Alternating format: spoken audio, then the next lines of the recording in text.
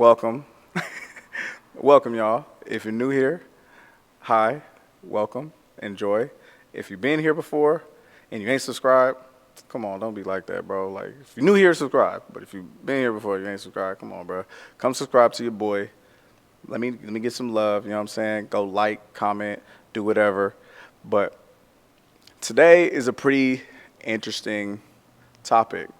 So I get a lot of people in my DMs on Instagram telling me, like, bro, you should be on Ink Master, or like I'll meet someone and they'll be like, oh, you should be on Ink Master, or you should be on this show, or you should, and I've already been on Ink Master. Like, for those of you that don't know, I've been on there. It wasn't for that long, but I've been on there. I It was a while ago. It was probably like five years ago now. I think like in 2015, 2016. But my experience on Ink Master was cool. I'm really glad I got to experience that. If you haven't seen it, I was on season 11.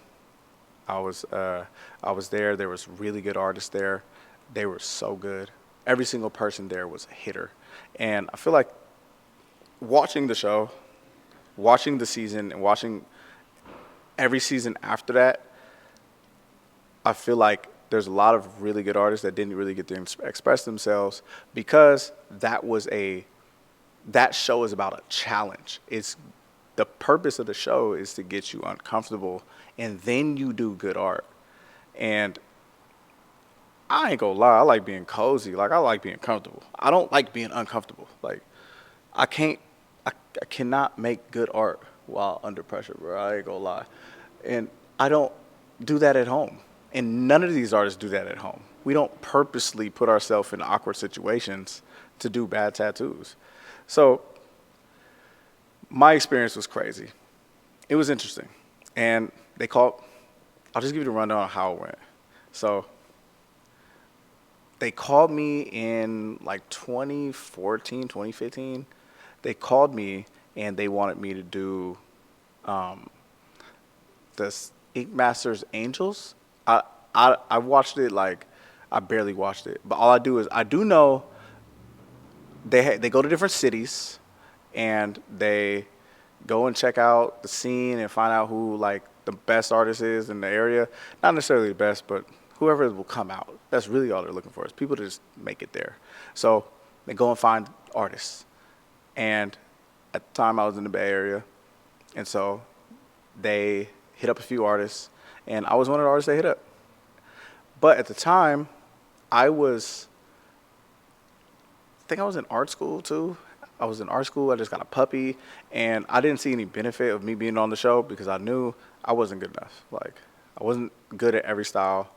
I was only okay at black and gray. I was mediocre at black and gray. So, like, I was trying to get better. I was really focused on getting better, and I felt like that was just a distraction. Plus, I was broke, and if you had to go somewhere to do the show, and it was going to waste the day, and it starts at the end of the month, and I needed to make money to pay my bills and pay my rent and pay my car note and pay my other rent, and then, you know what I'm saying? I just wasn't in the financial space to do that as well. That was also another reason. So I denied it. I went to the interview process, and I was like, you know what? I don't want to waste you guys' time. I don't think I can send you this information. Like, maybe you can find someone else to fill my spot. And they for sure did. They did the show. Of course, they're going to do the show either way. And I think that show in the Bay Area, the dude who won that little battle right there in the Bay was the Daniel Silva dude. He's, like, really popular on Instagram and TikTok and all the social medias now. But he was doing his thing. Like, he actually went on there and showed out and did a cool tattoo compared to the other tattoo artists. Like, the other tattoo artists, it was different. Like, it was just different. But I was different too. I wasn't that nice. But I felt like since I turned that down, I, like, missed an opportunity. And I didn't know this before because I was younger, but I didn't realize that you can bring your own opportunities in your life. You can make an opportunity. You don't have to wait for an opportunity. Like, being on a show is not a once-in-a-lifetime thing. You can make our own damn show. Like, it really don't matter. Like, you could just keep doing stuff, and those opportunities arise out of you being you. So I didn't realize that at that time. So I really was kind of in a slum. Like, man, did I like blow my chance of like being a successful tattoo artist? Like, this is what all tattoo artists want to do, and I said no to this. And a year later, they call me again. I'm like, they must really be messing with your boy. I'm like, okay, we on this thing. So maybe it was 2 years later. I don't know. All I know is they called your boy. I was like, hello? And they're like, yeah, we talking about a show. What's up? I'm like, what show? And they're like, you got to sign the NDA to find out. I'm like, email it then. Like, hit me. Like, it's good. And they emailed it, and I'm like, reading through the thing, and I was like, oh, it's Ink Master. Like, let's go, boy. We finna be on this show going crazy. And my roommate at the time was like, hey, boy, we have to go crazy. Like, it was really exciting. It was cool. And everybody at the shop was like really encouraging. Everybody was cool. At this time, I was in Richmond in the Bay Area, so I had a few artists around me that were like similar to my style, and they were really encouraging. Like, we went, celebrated. It was whatever. And so during the process, they were kind of wanting to, they were asking me really interesting questions. I'm not going to go too in depth because I did sign an NDA. I don't want to get sued on the thing. It literally says it's going to sue me for $1 million. And like, I don't got $1 million, bro. Like, if you got $1 million for me and you want me to tell you more, shoot me that bread. I'll shoot it to them. We can make it happen. Shout out Mr. Beast. What's up? I got you. You know what I'm saying? But if you ain't got that, I'll tell you in person when I see you. But they asked a lot of interesting questions, like weird questions to where I then looked at it like, why would you ask me this? Like, what does it have to do with drawing pictures or doing tattoos? Like, questions out of the ordinary. And so, opinion on mine, I was just playing the game. I just thought it was like, oh, okay, well, they just want to make sure I don't go crazy on the show. You had to do a psych evaluation, so I flew to LA to do a psych evaluation. And again, I'm just like, all right, they just want to make sure there's no psychopaths on the show. Like, okay, they want to make sure, like, everybody's cool, mild-tempered, and they can handle stress. And they, I guess I passed the psych evaluation, and it was cool. Went a little further in the process. And at this time, it was crazy because I just found out about something had to do with my eyes. And I was going through new prescriptions every week because my eyes were like losing vision. So every week I would have a new prescription. And then I would order the one the week before last, finally come in, and I would be like, man, it's still blurry. I have to go get a new one. And so I was constantly playing catch up with these prescriptions. It was crazy. Luckily, shout out to my mom at that time. I was so young, I had good insurance. Shout out to my mom. But I was also nervous about that. I was nervous that my progression of my eyesight or my degression of my eyesight would continue. But I still felt confident. Like, I still feel, like, to this day, I still feel like at that time I was really good, like, technically wise. I felt like my stuff was nice. But it's whatever. And so, boom, go do that psych thing, whatever. And then they pushed me to the next level. And the next level was pretty much like getting dressed, and they wanted to see what I look like in different outfits and whoop. And I'm like, okay, cool, this is cool. Yeah, you want me to wear that? I mean, $100,000. You win $100,000, like, shoot. At that time, I was kind of broke too. Like, kind of broke. I had enough to pay my bills and get like a few months ahead in bills, but I was kind of broke. So I was like, you give me a little bread, all there, go. Whatever you need me to wear, it's good. Like, it's whatever. I ain't really tripping. Tell me what you need me to do. All I know is I'm about to do tats, bro. Like, I'm gonna do my thing. And so we did that. Sent them the pictures. They were like, oh, we gonna put this hat on. And I'm like, okay, sure. Put the hat on in the picture. And I'm like, all right, whatever. I'm at Burlington, just putting on clothes in the dressing room. I ain't buying none of that stuff. And so then the day comes to where I need to go to the airport, and then from the airport we going to the show. Like, I'm going to New York. I've never been to New York. I'm like, let's slide. I'm sliding to New York. And so the night before I went to New York, I was hanging out with my boys, and then we was out, and then I got pulled over, and I wasn't drinking, but we got pulled over right in front of a police station, and they thought they just were lucky. Like, they thought they just came up, they saw me, they pulled me over while standing. They weren't even in cars. They were like waving their flashlights. All of them from the police station came outside in Albany. If you're from the Bay Area, Albany. So like that police station is right there at the corner. And so boom, I went to go right at the corner. They all flashing their flashlights. They got in front of the car and I flashed it in, and then they all came out. There was like 100 deep. There was probably like 20 deep. I'm exaggerating, but it was many, bro. Like they had their guns on us. They had the dogs ready, and they had pulled us all out, threw us on the ground. They're like, where's the weapon? We like, what are you talking about? We were literally just eating hot wings down the street. Like, it wasn't even crazy. And so they laid us all down. You know the drill, laid us down, put us in the car. Then they had an ambulance come with a victim from some whatever to come identify us to make sure we were good. So they held us for like 2 hours until this person can come and identify us. And then we were like, man, they're like, you guys didn't do anything, but you guys have, like, just watch out. And I'm like, what do you mean watch out? Like, what made you pull us over? And so, with that being said, we ended up going to the strip club after that. It was really cool. So we had a good night. It was cool.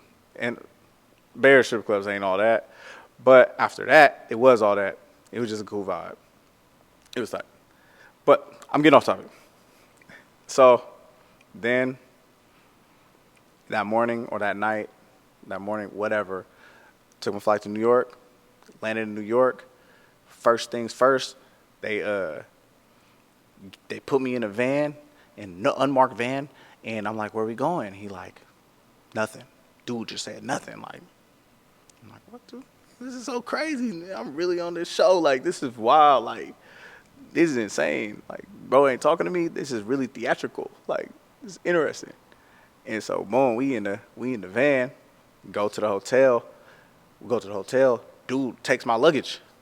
He doesn't let me touch my luggage. And then another dude, he looked like he a Nicolas Cage ass dude, or like some kind of spy or something. Bro didn't say nothing. I feel like he had a British accent. He probably didn't, but he seemed so serious that he might have had a British accent, bro. So it was wild. And he was like, I'll take your stuff. I'll show you where we go. I'm like, oh shit, like, this is crazy. Like, he's talking in the mic, like, we're walking down the hallway with one of them. I'm like, what? This is many. Like, I've never been in nothing like this. It was like intense. Mind you, it's like 3 a.m. I'm like out there in like middle of the night. And so take me to my room. As soon as we get in my room, he throws my luggage on the bed, and he's like going through my luggage. I'm like, what is he looking for? I'm like, what are you looking for? And he's like, drugs and weapons. I'm like, is this still a show? Like, we here for a tattoo show? Or like, what we doing? Like, it's 60 days in. Like, I'm not knowing what this is. You feel me? Like, I'm here to draw pictures. Like, I'm here to tat. And so where I am is I'm very nervous. Like, I'm really like, I may seem like I'm very social, but I ain't gonna lie. That's a skill that I adapted to because I would get jealous when the people that made all the girls laugh in elementary school, they was fun and they had jokes and they would like be really interesting. And I was like, oh man, I kind of got to get that in my bag. Like, and so I got that in my bag, but now I just have it, but I'm still nervous. I count to 10 before I talk. I'm like, what's up, bro? Like, that's how I really am. I'm an artist. I'll be chilling. Like, I'll be ducked off at the crib. I tell my friends don't invite me nowhere because I'll be like, yep, I'm going. And they know I'm not going. Like, I'm dead ass that person. So they going through my stuff. He's like, we're clear. Someone comes, opens the door for him, and he walks out. And then was like, don't leave the room. And I was like, okay. And so I was like, forget it. I went to bed. I was tired anyway. Woke up. knock on the door.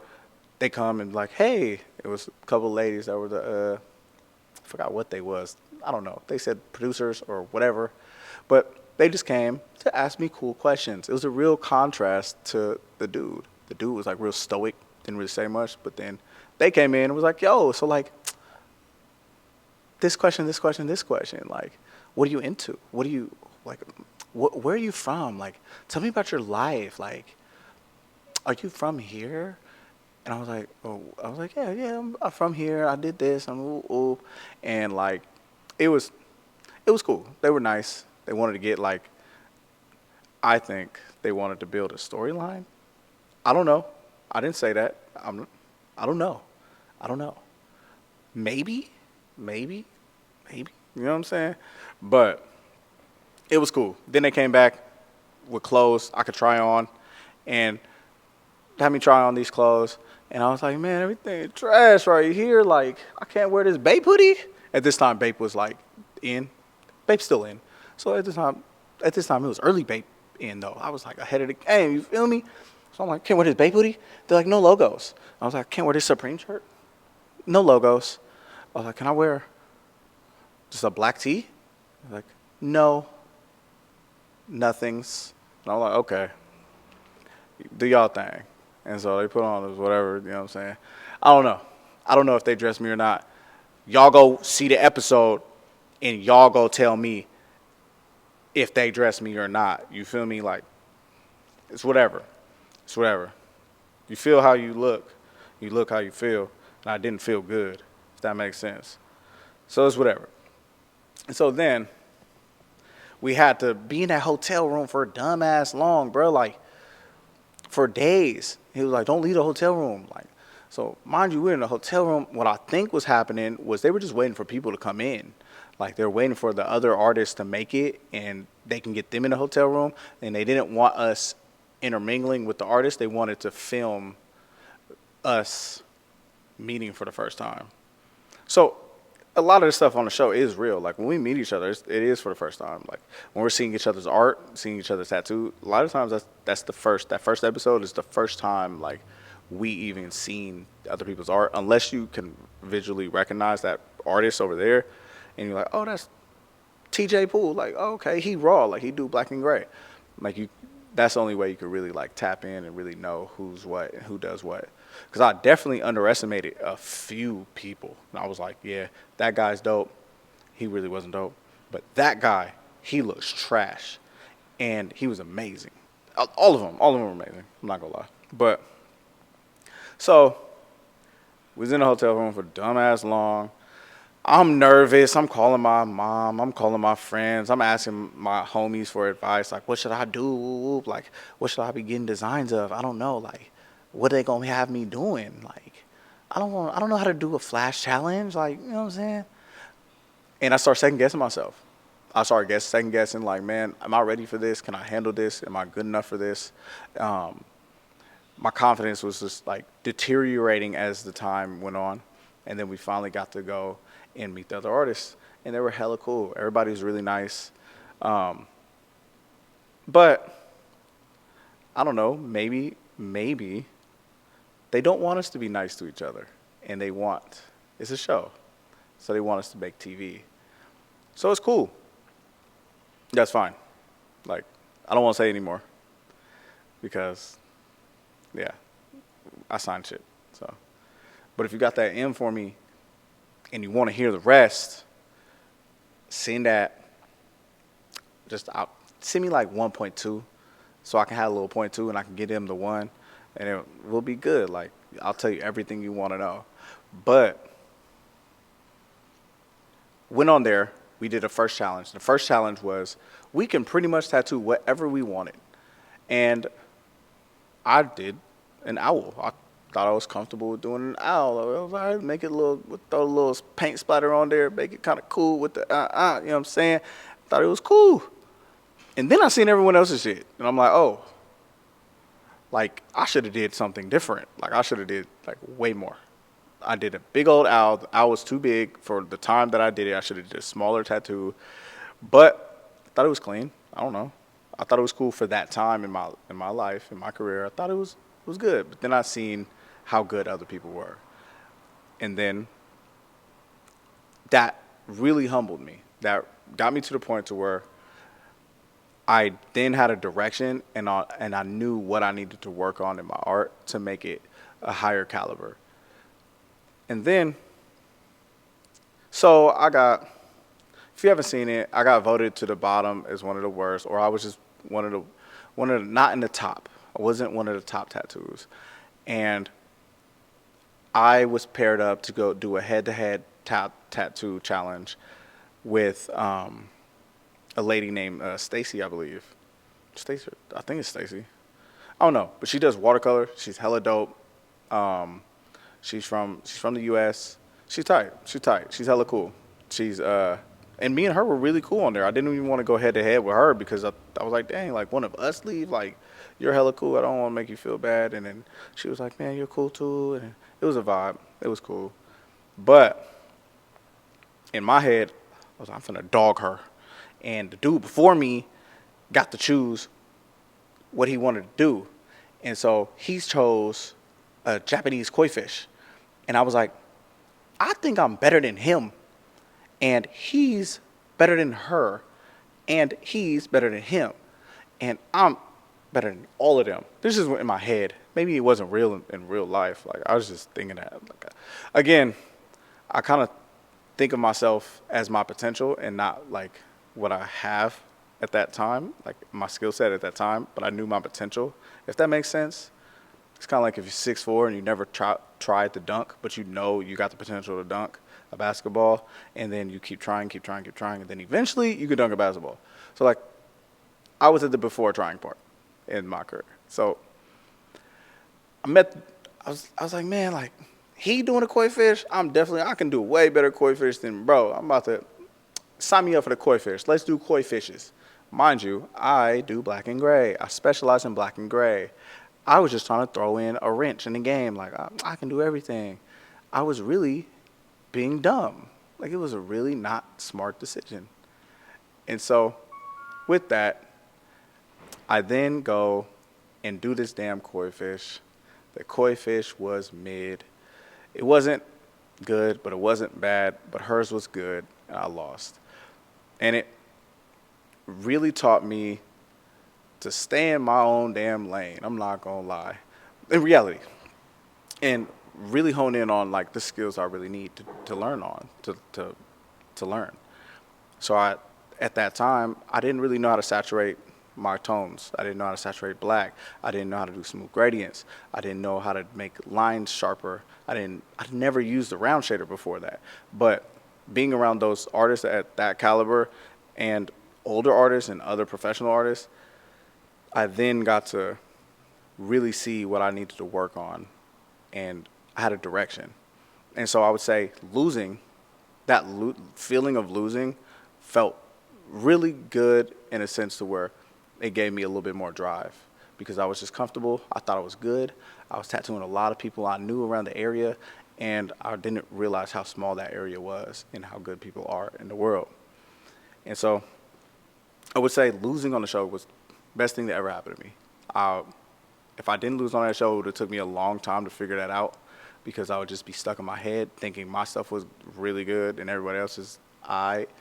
But being there and seeing people see it and the world seeing it and seeing the comments on it and seeing my family like, what was you doing, bro? Why'd you know what I'm saying? They were like really on me, and I learned a lot. It was really humbling. It was really a good experience overall. In the moment, it was a negative experience. I didn't have fun any of the time I was there. But now that I'm a little older, I kind of can look back and see how everything planned out. So for those of you that want to get better, put yourself out there. Go do things that are uncomfortable. I was uncomfortable the whole time. I lost. I was embarrassed. But now that gave me drive. That gave me the passion. After that, I went to art school. I really tried to figure out a way to not feel that again. And I think that was great. It was good. So that was it. That's how Ink Master. That was my experience with Ink Master. That was my that was how Ink Master changed my life and changed like my outlook on things. It was probably one of the best things to happen. So thank you guys. Don't forget to subscribe for real, like for real. Like there's some of y'all that be on here, bro. I promise you, and y'all don't subscribe. And I'm soon gonna be giving tattoos out to some subscribers. But once I get to like 1,000, I'm probably gonna give a free tat to somebody that's already subscribed. If you're not subscribed, you just gonna miss out, bro. Like I don't know what to tell you. But thank you guys for watching. Tune in next time. See y'all later.